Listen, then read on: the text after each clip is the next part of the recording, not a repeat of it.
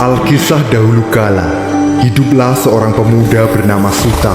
Pemuda ini berasal dari keluarga sederhana, bahkan tergolong miskin.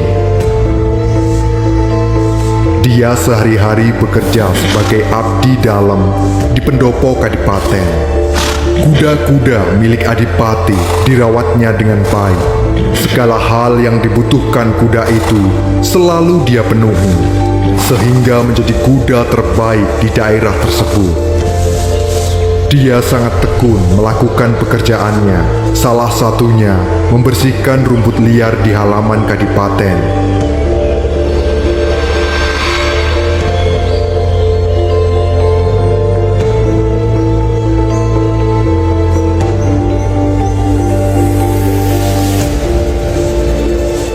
Adipati memiliki seorang putri yang begitu cantik jelita.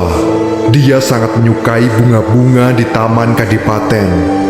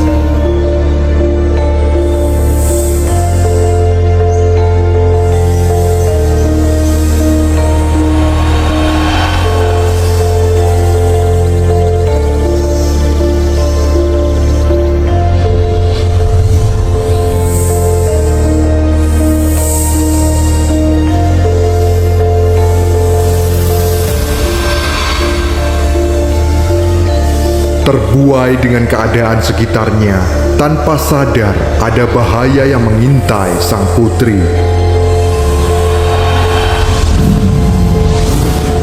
Suta yang sedang membersihkan rumput di sekitar Kadipaten terkejut.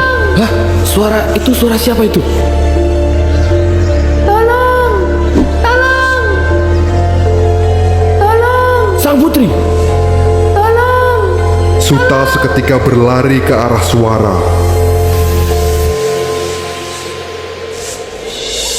Terlihat sang putri telah terlilit ular yang besar. Tolong! Tolong!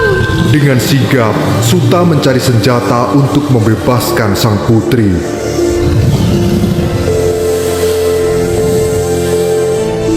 Gagah berani, Suta melawan ular besar. Dipukulnya kepala sang ular, hingga putri pun terlepas dari cengkraman ular.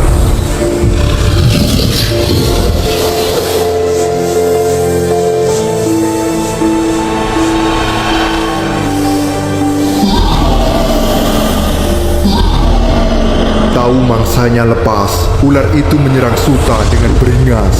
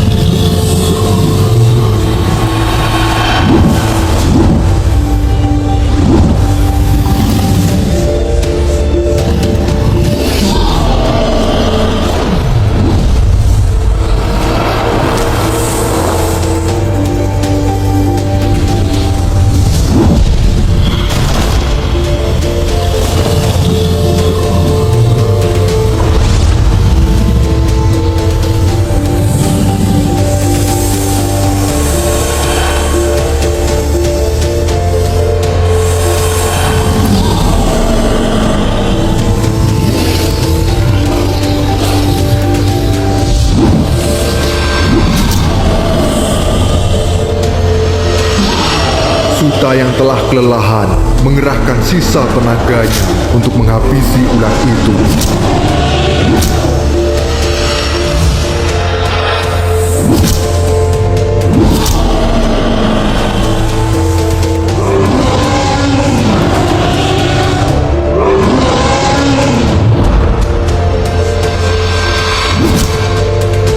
Sang ular pun akhirnya kalah.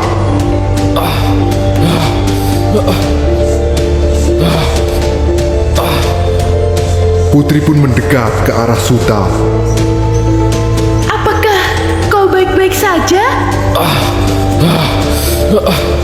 Aku tak apa. Yang penting Putri selamat. Bagaimana dengan ular ini?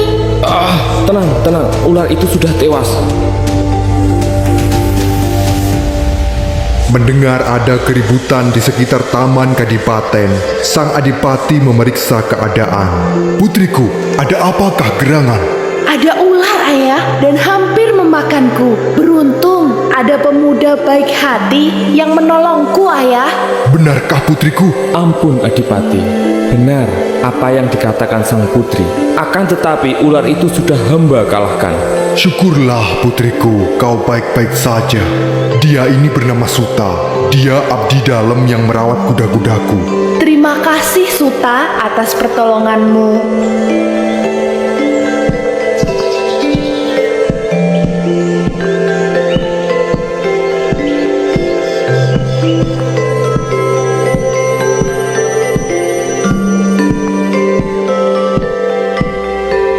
Sejak kejadian tersebut, dipanggillah Suta oleh Adipati untuk menghadap. Suta, selama ini kau telah bekerja dengan baik dan jujur. Kau juga pemberani. Terima kasih, waktu itu telah menolong putriku. Kali ini aku akan mengangkatmu sebagai pengawal pribadi sang putri. Dan juga akan kuberikan hadiah sekantung emas ini kepadamu. Mohon ampun Gusti Adipati. Terima kasih atas kemurahan hati Gusti.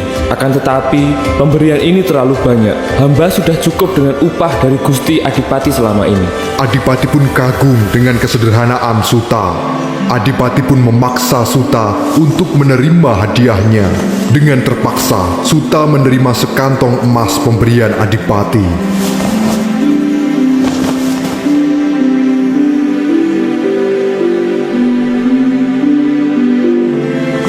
Sejak saat itu, setiap hari Suta mengawal putri ketika bepergian.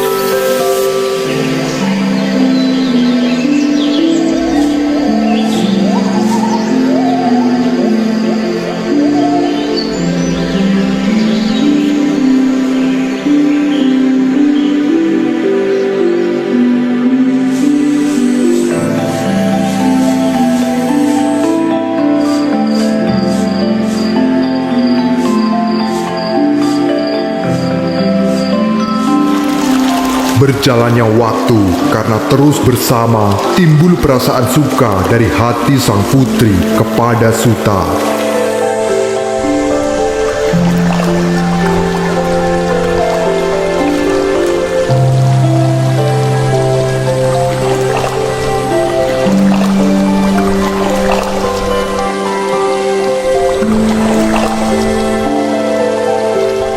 Kakang, aku ingin hubungan kita lebih serius.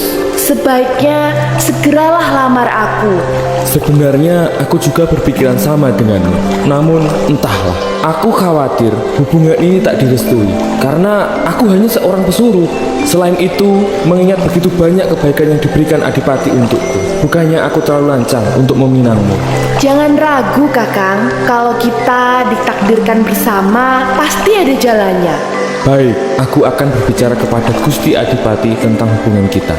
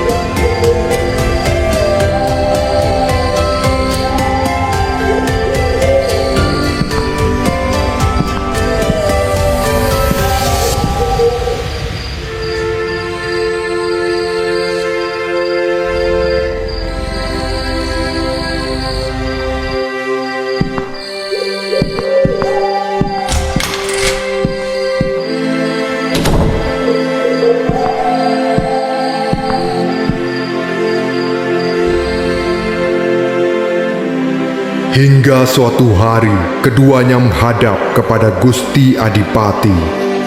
Ada keperluan apa hingga kalian berdua menghadap? Ampun, Gusti Adipati, maafkan hamba jika bersikap lancang.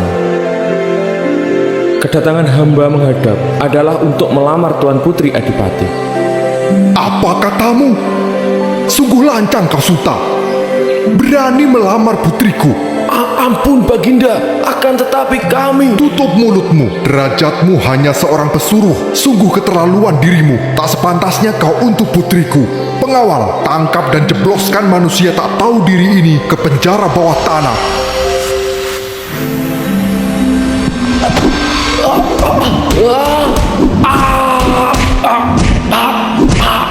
Sang putri hanya bisa menangis dan memohon kepada ayahnya melihat orang yang dia sayangi diseret ke penjara oleh para pengawal. Ampun Baginda, ampuni hamba.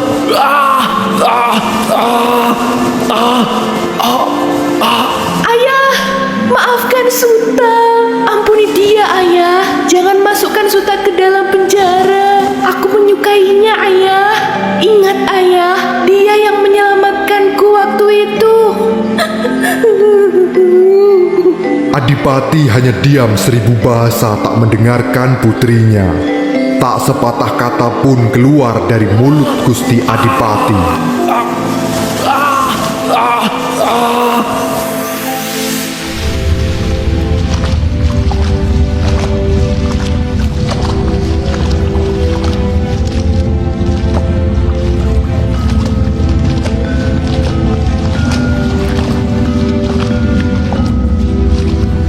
Suta pun dimasukkan ke dalam penjara bawah tanah.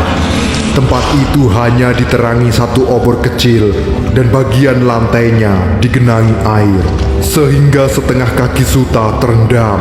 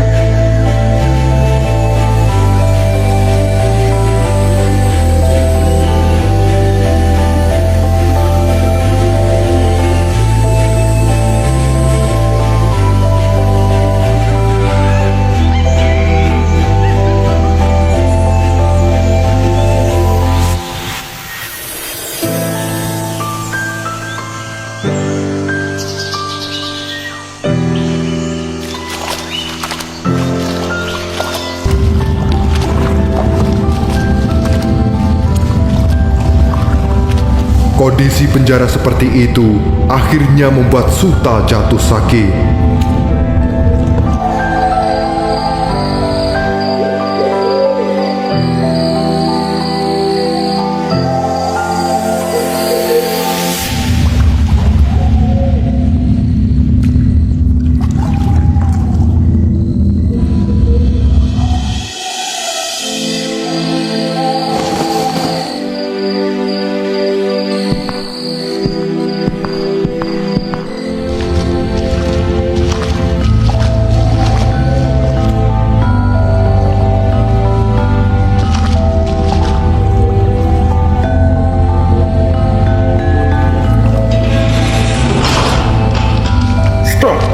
Suta, bangunlah.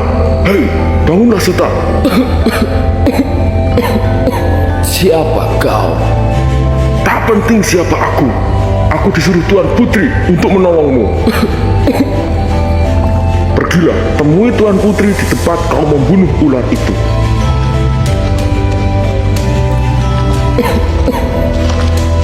Cepat, sebelum ketahuan penjaga.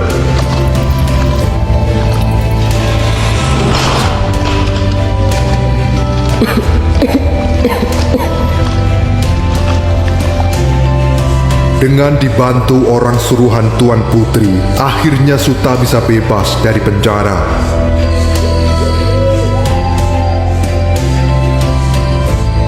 Dia segera pergi menemui sang putri di tempat yang telah dijanjikan.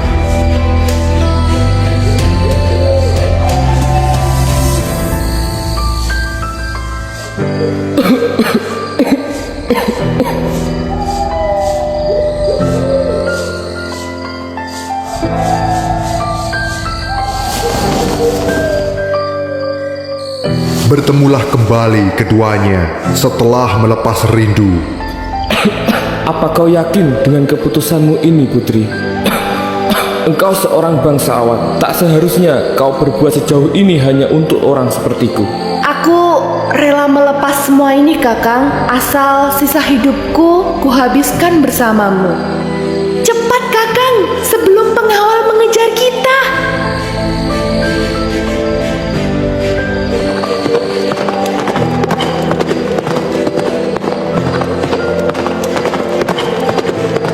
Mereka berdua pergi meninggalkan lingkungan kadipaten dengan kuda milik Gusti Adipati menuju lereng Gunung Slamet.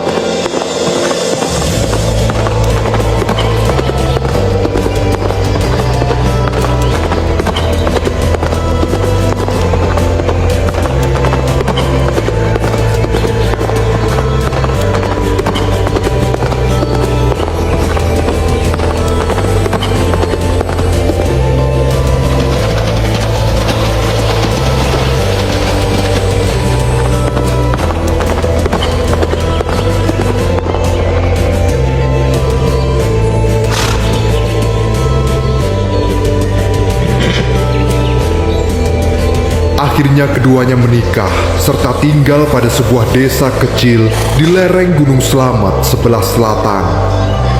Desa kecil itu sekarang disebut dengan Batu Raden. Batu Raden berasal dari kata batur yang berarti pembantu, sedangkan Raden adalah gelar kebangsawanan dalam masyarakat Jawa.